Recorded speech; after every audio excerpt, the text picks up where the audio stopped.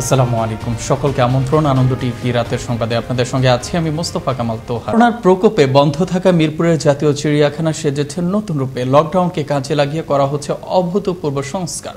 50 বছরের পুরানো স্মৃতিগুলো সংস্কার করে গড়ে তোলা হচ্ছে নান্দনিকভাবে। এতে দর্শনার্থীদের জন্য থাকছে বাড়তি সুযোগ সুবিধা।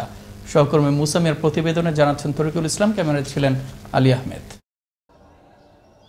নগরবাসীর বিনোদনের অন্যতম স্থান মিরপুর জাতীয় চিড়িয়াখানা। নানা জাতের প্রাণী, জীববৈচিত্র্য ও প্রাকৃতিক সৌন্দর্যমণ্ডিত হওয়ায় স্থানটি সকলের নজর কাড়ে। কিন্তু পার্কিং, নামাজের স্থান, অস্বাস্থ্যকর পরিবেশ সহ নানা অভিযোগ ছিল এই চিড়িয়াখানাকে ঘিরে। কিন্তু এখন তা সংস্কার করে পর্যটক আকর্ষণীয় করা হচ্ছে। প্রবেশদ্বার করা হয়েছে ডিজিটাল, বাড়ানো হয়েছে টিকিট কাউন্টার, থাকছে পার্কিং এর নানা সুবিধা। এমনটাই জানালেন জাতীয় চিড়িয়াখানার পরিচালক। বিভিন্নভাবে তথ্য নিয়েছি যে ভিতরে যখন দর্শনার্থী ঢোকে, বিশেষ করে বর্ষাকালে তাদের খুব কষ্ট হয়, কাদা লাগে, পায়ে স্যান্ডেল ছিঁড়ে যায়, অনেকে পিছলে পড়ে পা ভেঙে যায়। এই বিবেচনায় আমার কিছু টাকা পয়সা ছিল, সেই টাকা পয়সায় আমি টেন্ডার করে আমি এই 5টা কাজ সহসে আমরা সমাপ্তর পথে প্রায় 95% কাজ হয়ে গেছে। তিনি আরো জানান, চিড়িয়াখানার অভ্যন্তরে থাকছে নামাজের সুব্যবস্থা। এছাড়া সৌন্দর্য বর্ধন করা হচ্ছে প্রাণীর থাকার স্থানগুলোতে। বিশেষ যত্ন করা হচ্ছে প্রাণীদের। পর্যটন আকর্ষণ বাড়াতে থাকছে আরো নানা ব্যবস্থা। শুধু তাই নয়, দর্শনার্থীদের সুবিধার কথা বিবেচনা করে আমরা 2টা অজুখানা করছি,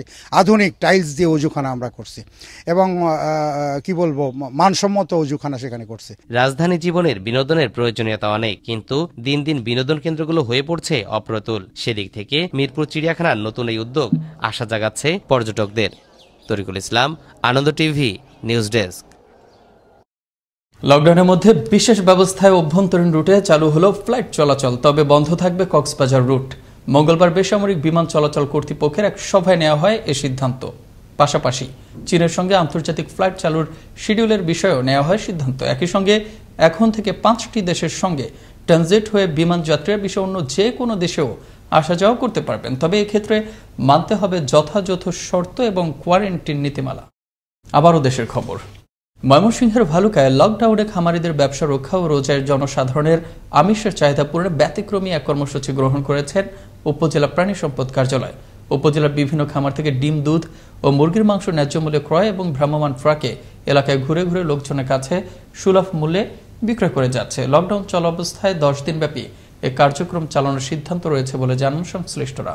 আমরা এই করোনাকালীন সময়ে এবং রমজান উপলক্ষে যেন খামারিরা তাদের ন্যায্য মূল্য পায় এবং যারা ভোক্তা আছে, যারা এটার কনজিউমার তারা যেন সহজভাবে এই করোনাকালীন সময়ে এই প্রাণী আমিষের চাহিদা পুরো করতে পারে। নারায়ণগঞ্জের ফতুল্লায় একটি ডাইং কারখানায় অগ্নিকাণ্ডের ঘটনায় পুড়ে ছাই হলো বিপুল পরিমাণ থান কাপড়। খবর পেয়ে ফায়ার সার্ভিসের 5টি ইউনিটের প্রায় 1 ঘন্টার চেষ্টায় আগুন নিয়ন্ত্রণে আসে। বুধবার রাত 1:45টায় ফতুল্লা থানার কুতুবাইল কাঠের পুল এলাকার একটি ডাইং কারখানায় অগ্নিকাণ্ডের এই ঘটনা ঘটে। বৈদ্যুতিক শর্ট সার্কিট থেকে অগ্নিকাণ্ডের সূত্রপাত হতে পারে বলে জানান নারায়ণগঞ্জ মন্ডলপাড়া ফায়ার সার্ভিসের উপপরিচালক আব্দুল্লাহ আল আরিফিন। মঙ্গলবার রাতে জমি সংক্রান্ত বিরোধের জের ধরে ফরিদপুরের সালথায় কুপিয়ে হত্যা করা হলো অলিয়ার শেখ নামের এক 60 বৃদ্ধকে। হত্যার অভিযোগে স্থানীয় ইসাক গং ও তার সন্তানদের নাম উল্লেখ করে থানায় মামলা করেছে নিহতের পরিবার। পূর্বশত্রুতার জের ধরে অলিয়ার শেখকে প্রতিবেশী ইসাক গংরা কুপিয়ে গুরুতর জখম করে বলে জানান সালতা থানার ভারপ্রাপ্ত কর্মকর্তা আশিকুজ্জামান। এ ঘটনায় এলাকায় মোতায়েন রয়েছে অতিরিক্ত পুলিশ। মুন্সিগঞ্জ সদর উপজেলার মুক্তাপুরে একটি কোল্ড স্টোরেজে অভিযান চালিয়ে প্রায় 8000 কেজি খাবার অনুপযোগী পচা খেজুর জব্দ করেছে মুন্সিগঞ্জ জেলা প্রশাসনের ভ্রাম্যমাণ আদালত। বুধবার দুপুর 1:30টা থেকে নির্বাহী ম্যাজিস্ট্রেট মাহমুদ আশিক কবিরের নেতৃত্বে মুক্তাপুরের এলাইট কোল্ড স্টোরেজ লিমিটেডে এই অভিযান পরিচালিত হয়। এ সময় নিরাপদ খাদ্য আইন 2013 অনুসারে কোল্ড স্টোরেজের ম্যানেজার আতাউল্লাহকে 3 লাখ টাকা জরিমানা করা হয়।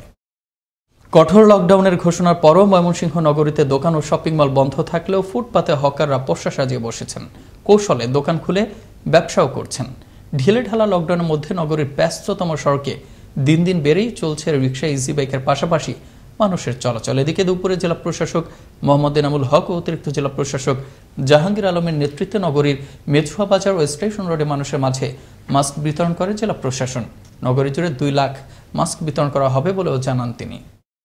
টাঙ্গাইলে লকডাউন অমান্য করে ব্যবসা প্রতিষ্ঠান খোলা রাখার দায়ে 10 জন ব্যবসায়ীকে জরিমানা করলেন ভ্রাম্যমাণ আদালত। বুধবার দুপুরে শহরের বিভিন্ন মার্কেটে সদর উপজেলার সহকারী কমিশনার ভূমি ও এক্সিকিউটিভ ম্যাজিস্ট্রেট খায়রুল ইসলামের নেতৃত্বে অভিযান পরিচালিত হয়। এ ধরনের অভিযান অব্যাহত থাকবে বলেও জানান তিনি। উন্মোচিত হল খুলনার খালিশপুর থানার উত্তর কাশীপুর এলাকার চা বিক্রেতা লিটন শেখ হত্যা মামলার রহস্য।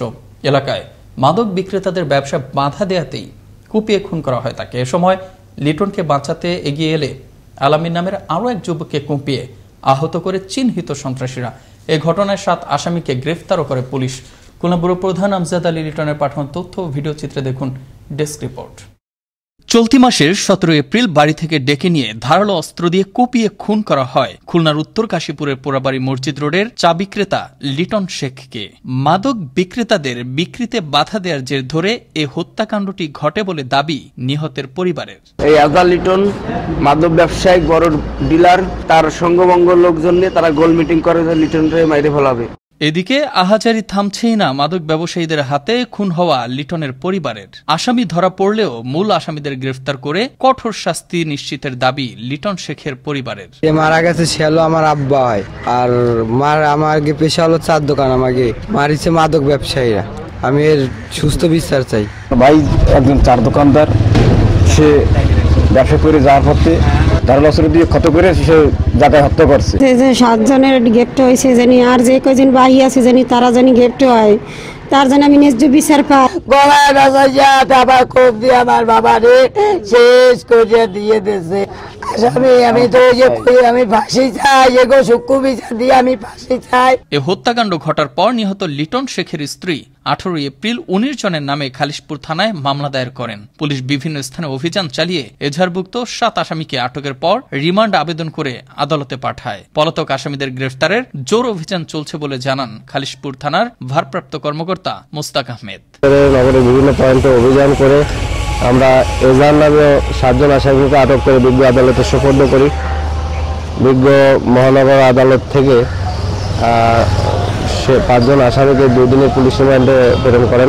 এ হত্যাকাণ্ডের মূল আসামিদের গ্রেফতার করে আনা হবে আইনের আওতায়, নিশ্চিত করা হবে সর্বোচ্চ শাস্তি। এমনটাই প্রত্যাশা এবং বিশ্বাস নিহতের স্বজন এবং এলাকাবাসীর। মোস্তফা কামাল তোহা, আনন্দ টিভি, ন্যাশনাল ডেস্ক। আনন্দ টিভিতে টাঙ্গাইলের ভুয়াপুরে বালুঘাট নিয়ে একাধিক নিউজ প্রচারের পর র্যাব 12 CPC 3 কোম্পানি কমান্ডার ইরশাদুর রহমানের নেতৃত্বে বুধবার শুরু হয় র্যাব 12 এর নিরবিচ্ছিন্ন অভিযান। এ সময় উপজেলা জগৎপুর এলাকার 7টি বালুঘাট থেকে 11 জন ঘাট মালিককে আটক করে ভ্রাম্যমাণ আদালতের মাধ্যমে প্রত্যেককেই 20 দিনের বিনাশ্রম কারাদণ্ড প্রদান করা হয়। ভ্রাম্যমাণ আদালত পরিচালনা করেন ভুয়াপুর উপজেলা নির্বাহী কর্মকর্তা ইসরাত জাহান। তথ্য পাচ্ছিলাম গ্রামবাসী থেকে কিংবা বিভিন্ন মিডিয়ার মাধ্যমে যে এখানে অবৈধভাবে বালু ব্যবসা করছে। তো ঘটনার সত্যি আমরা ঘটনাস্থলে আসি এবং তাদেরকে হাতে নাতে ধরতে পারি। তো আমাদের হাতে এখানে 11 জনকে আটক করা হয়েছে। এখানে আমাদের ইউনু মহোদয় তাদেরকে প্রত্যেককে 20 দিনের জন্য বিনাশ্রম কারাদণ্ড দিয়েছেন এবং আমরা 5টি ভেকু এবং 4টি ট্রাক জব্দ করা হয়েছে। ময়মনসিংহে গোপন সংবাদের ভিত্তিতে অভিযান চালিয়ে কোটি টাকা মূল্যের বিপুল পরিমাণ ভারতীয় পণ্য সহ 18 জন চোরা কারবারিকে আটক করল র্যাব 14। বুধবার সকালে ময়মনসিংহের গৌরীপুরের বেলতলি এলাকায় এ অভিযান পরিচালিত হয়। এ সময় জব্দ করা হয় 1000 3 পিস, 250টি লেহেঙ্গা, 12,000 কেজি জিরা, 350 পিস শাড়ি, 3200টি সাবান, 200 পিস মেহেদি ও 4000 পিস চকোলেট। এই তথ্য নিশ্চিত করেন র্যাব 14 মিডিয়া অফিসার সহকারী পুলিশ সুপার বেলায়েত হোসেন। এই ছিল এখনকার মতো আনন্দ টিভির সর্বশেষ সংবাদ এবং বিনোদন। সবার আগে দেখতে ভিজিট করুন www.facebook.com/anandotv এই পেজে। ধন্যবাদ সবাইকে, শুভরাত্রি।